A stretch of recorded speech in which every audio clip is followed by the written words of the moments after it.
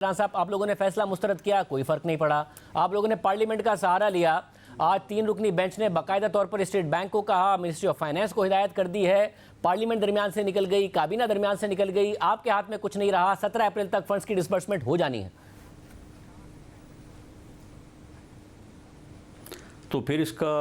आप क्या नतीजा देख रहे हैं कि इसका जो हासिल मकसद तो 2 असम्बलियों का पहले था, अब 1 असम्बली रह गया सिर्फ पंजाब, उसका 14 मई को इलेक्शन है। अगर इन इंतज़ामात से और इस तरीक़ाकार से और ये जो सूरत हाल बनी है, इसमें ये इलेक्शन जो है वो फ्री, फेयर, पुरअमन, सब के लिए काबिल कबूल हो सकता है, तो बिस्मिल्लाह हम सुप्रीम कोर्ट करवा दे। हमें इस पे कोई जो है वो मामला नहीं होगा। बाकी जो पार्लियामेंट ने करारदाद पास की, हम पूरी तरह उसके साथ खड़े हैं और फेडरल गवर्नमेंट उस करारदाद की मौजूदगी में किसी किस्म की कोई अदरवाइज़ जो है वो डायरेक्शन देने को या अदरवाइज़ अमल करने को तैयार नहीं है। मगर अब आपके अमल ना करने से फर्क नहीं ना पड़ेगा। स्टेट बैंक के डिप्टी जो कायम मकाम गवर्नर हैं, उन्होंने बता दिया, अदालत ने अहकाम दे दिए, तो आप साथ खड़े भी रहे, तो पार्लियामेंट के साथ खड़े होने का उससे हासिल क्या करेंगे? शाहजेब, ये तो फिर नहीं, शाहजेब उनका ये ख्याल है ना कि इससे कोई फ़र्क नहीं पड़ेगा और वो अपना मकसद जो है वो हासिल कर लेंगे, क्योंकि इस वक्त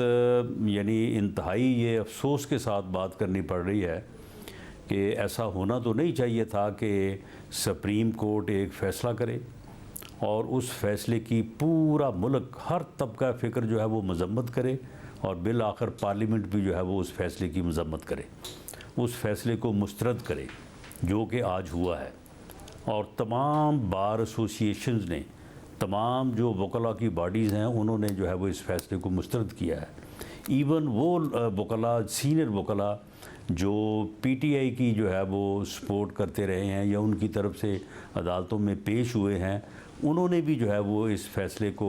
जो ये 8 रुकनी बेंच बनाया गया है उसकी उन्होंने मज़म्मत की है, उसकी मुखालफत की है, उसे एक गलत फ़ैसला करार दिया है। अगर ऐसी सूरत हाल में अगर किसी की ये ज़िद है कि उन्होंने ज़िद के साथ जो है वो कोई मकसद हासिल करना है, तो मुझे तो एक सियासी कारकुन के तौर पे जो हालात नज़र आ रहे हैं उसमें मैं ये आपको बड़े वसूख से कह सकता हूँ कि ये मकसद हासिल नहीं होगा।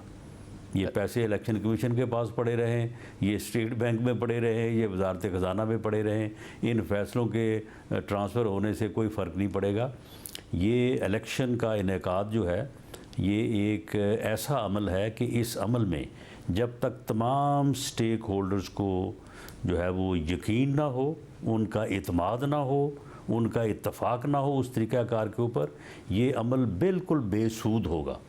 साहब, आप ये कह रहे हैं कि अगर बड़ी रकम खर्च भी की गई, इसका ज़ीरो रिज़ल्ट होगा। यानी 21 अरब रुपए मिल भी जाएं, जो कि मिल जाएंगे जैसा कि अब नज़र आ रहा है, तो उसके बावजूद आप कह रहे हैं जो अब अगला अमल है वो सिक्योरिटी फराहम करने का है, जो कि पंजाब हुकूमत ने कह दिया 3 लाख नहीं 75,000 दे सकते हैं। वजारत दिफा भी नहीं देगी, वजारत दाखिला भी, चाहे पैरामिलिट्री फोर्सेज हो, दीगर फोर्सेज हो, वो नहीं देगी। तो सुप्रीम कोर्ट करा ले 21 अरब रुपए से इलेक्शन, आप ये कह रहे हैं? नहीं, मैं ये कह रहा हूँ कि सुप्रीम कोर्ट जो मुतलका अदारों को जब वो बराह रास्त, अब सुप्रीम कोर्ट ने फेडरल गवर्नमेंट को एक साइड पे कर दिया है,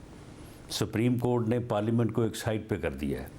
अब जो है वो सुप्रीम कोर्ट बराह रास्त सारे मामलात को जो है वो चलाने का जो है वो इंदिया दे रही है, या मालूम हो रहा है। कल को सुप्रीम कोर्ट ही जो है वो मुल्क का बजट भी जो है वो पास कर दे। बल्कि मैं समझता हूँ कि अगर वो जिस तरह से मॉनिटरिंग जज मुकर्रर हुए थे मियाँ नवाज शरीफ साहब के केस को चलाने के लिए, कोई मॉनिटरिंग जज मुकर्रर कर दें बेशक इन सारे मामलात को जो है वो देखने के लिए, और इनके ऊपर अमल 3 जज मॉनिटरिंग का ही काम कर रहे हैं, फराहम हो जाएगी। ये 3 जज मॉनिटरिंग का ही काम कर रहे हैं ना, बाकायदा आज तौर पर बुलाया, फिर ऑफिसर्स को बुलाया, फिर 17 अप्रैल को दोबारा, 18 अप्रैल को रिपोर्ट, तो ये मॉनिटरिंग ही हो रही है सारे प्रोसेस। मेरा ख्याल है कि मॉनिटरिंग ज़रा और क्लोज़ करनी पड़ेगी और डिटेल्स में जो है वो जाना पड़ेगा, और उसके बाद फिर जो है वो ठीक है सिक्योरिटी भी फ्राहम कर दें। लेकिन एक मेरी भी ये असेसमेंट है, आखिर इन सारे मामलात को देख रहे हैं कि इस वक्त इलेक्शन कमीशन उसके बाद उन्होंने जो अमला मुकर्रर किया है इस इलेक्शन को कंडक्ट करवाने के लिए, और जितनी सिक्योरिटी अवेलेबल होगी, क्योंकि उसमें अगर फ़ौज उस पैमाने पे उस तादाद में अवेलेबल नहीं होगी जो कि रिक्वायरमेंट है, तो यहाँ पे तो इलेक्शन जो है वो फ़ौज की निगरानी में हो, अदलिया की निगरानी में हो, तो तब जाके जो है वो कोई जो है वो फिर भी कभी 35 पेंचर का और कभी आरओ का इलेक्शन फिर भी जाके जो है वो बड़ी मुश्किल से काबिल कबूल होते हैं। तो ये इलेक्शन ना उनकी अदलिया जो है वो उनमें शामिल है, जो अमला इलेक्शन कंडक्ट करवाएगा, ना उसमें जो है वो फ़ौज शामिल है उस तादाद में। तो इस इलेक्शन को मुझे आप बताएं कि इसके ऊपर जो है वो यकीन कौन करेगा? तो यानी कि इसका मतलब ये कि यकीन इसलिए नहीं करेगा इलेक्शन का जो उस दिन कंडक्ट है वो किस तरह से होगा वो, और उसमें उस दिन जो है वो क्या हालात होंगे ये सिर्फ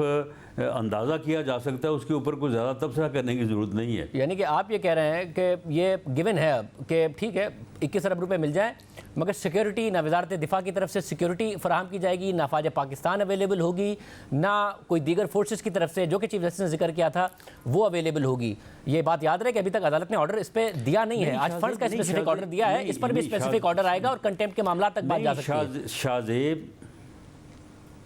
नहीं शाहजेब साहब, आप ये देखें कि एक अमल तो हो चुका है, आपके इल्म में है कि अदलिया जो है वो इलेक्शन के अमल की निगरानी बल्कि उसको कंडक्ट करवाती है। डिस्ट्रिक्ट एंड सेशन जजेस जो हैं वो डिस्ट्रिक्ट रिटर्निंग ऑफिसर्स होते रहे हैं पिछले इलेक्शन जो हुए हैं, और जो दूसरे जजेस हैं वो हलकों के रिटर्निंग ऑफिसर्स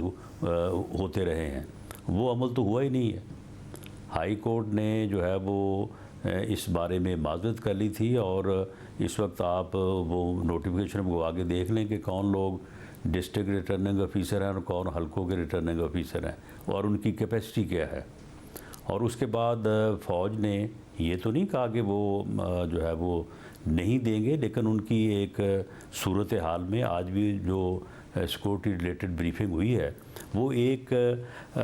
तादाद बता रहे हैं कि हम ये ड्यूटी इस हद तक कर सकते हैं, ये सुपेरेबिलिटी हो सकती है, इससे ज़्यादा नहीं हो सकती। और वो मेरे अंदाजे के मुताबिक जो है वो उस दिन के अमन व अमान के लिए नाकाफ़ी होगी। और रही बात पुलिस की,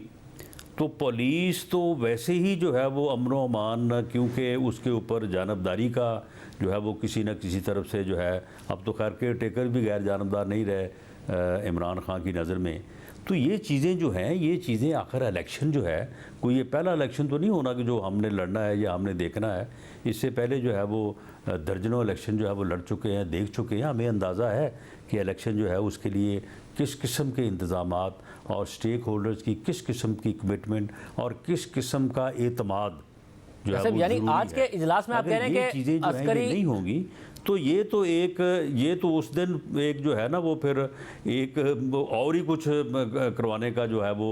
सिलसिला हो जाएगा। सब यानी आज के इजलास में अस्करी क़यादत ने बताया है कि जो तादाद आप कह रहे हैं कि इलेक्शन के लिए चाहिए उतनी तादाद में नहीं दे सकते हैं, ज़रूर दे सकते हैं अमला, मगर उतनी तादाद में नहीं दे सकते हैं जितना इलेक्शन के लिए चाहिए।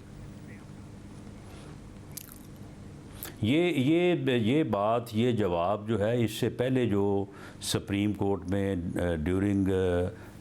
हियरिंग जो समाअत के दौरान जो